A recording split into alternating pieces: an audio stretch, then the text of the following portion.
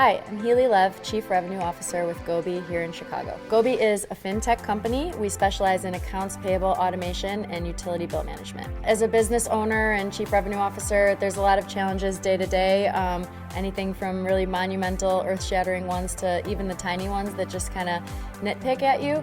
I'd say for me, it's always the push and pull between, the pressure to grow. We're VC backed, so you always, it's growth, new business, sell more.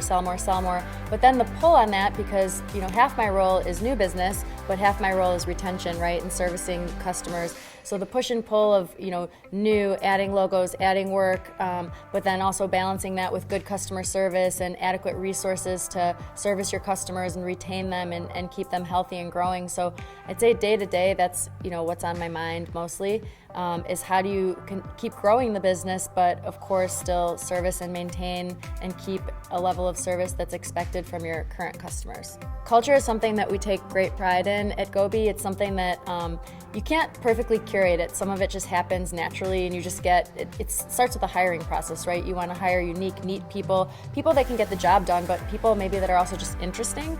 And I think we've done a good job of doing that at Goby. We have a very diverse culture, a lot of people, and I think, so take any given Friday night, right? A lot of people would be running out of there 5:30, get home, it's Friday, I want to start my weekend. People are hanging out at Goby. They're having a beer, we have kegs in the office, they're playing ping pong, they're going out together. There was a large group of people that went to a comedy show Saturday night that a former Goby employee was, performing in. So I think it's just the kind of people that you bring together, and then that culture will naturally just happen and unfold because you have interesting people that enjoy working together but also enjoy spending time with each other. And a cool office space doesn't hurt, have a keg in the office and a ping pong table and a roof deck and dare people to figure out how to have a good time. So sales and marketing dollars, marketing and sales dollars, right? And there's different schools of thought to both. We recently, at the beginning of this year, pivoted our sales and marketing strategy and went from kind of a traditional heavy sales budget, cold calling, shaking hands, kissing babies, going to dinner type approach with limited marketing dollars, and we've essentially flipped that on its head to an inbound strategy, which I don't want to say it's unorthodox. I think it's gaining popularity, and we've seen great traction. So essentially what that means is all that money that we were previously investing into sales, we're shifting that and dumping more money into marketing. And the idea is more content, more thought leadership, more webinars, more white papers, more partner blog posts, those kinds of things. So you're casting your net out into the world. You're becoming a subject matter expert in our field, which is accounts payable automation, and you're luring people in just by way of good content that's kind of out there in the world. Then the result of that is much more highly qualified leads and less of a need for that ammo in the sales group, because you're getting these qualified leads and you can work them through a process.